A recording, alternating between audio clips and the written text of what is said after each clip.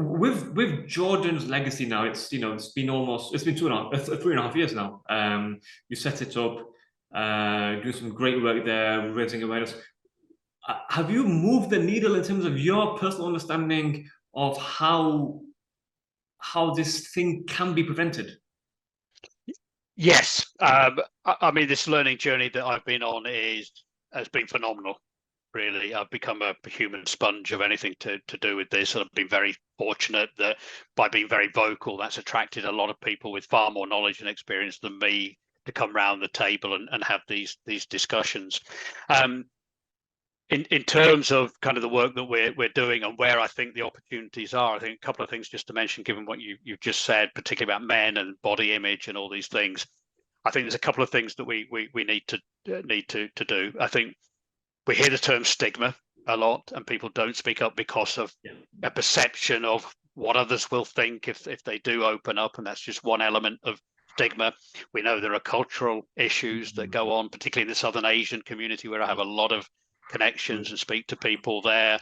Had an incredible conversation with a PhD doctor working in Indonesia at the moment, where they've now got suicide prevention enshrined in law in a very highly religious culture of some 280 million people. And just how they did that was quite inspiring, I have to say. But stigma is really important. So stigma, firstly, how do we get people to feel they can open up? I think we have to go right back, to quote the late great Desmond Tutu, a quote that I use a lot. We have to really stop pulling people out of the river who are drowning and go upstream and find out why they're falling in the first place. So that's the first start. Where is that first place? It's schools, it's young people, it's young men that are struggling, young boys, to find their identity at school or being bullied or whatever is going on.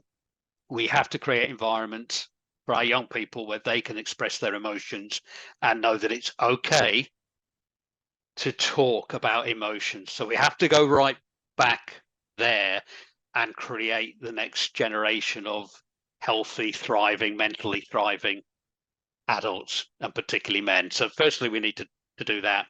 We have to look at the language around suicide, and forgive me because I'm going to pick you up on something here, if that's okay. I've heard you use the term commit suicide on several occasions during our conversation.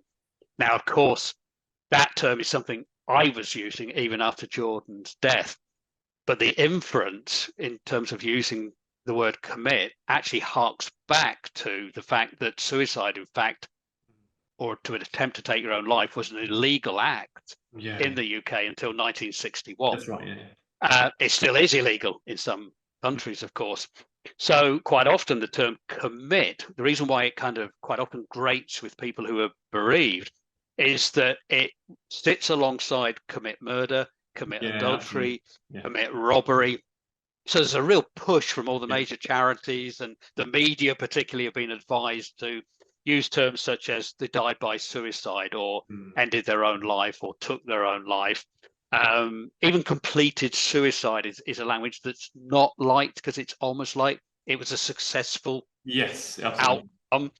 So language has become a big part as well. So if nothing else, I can share with everyone that's listening today is if we can try and move from that language to a language that is kind of easier on other people.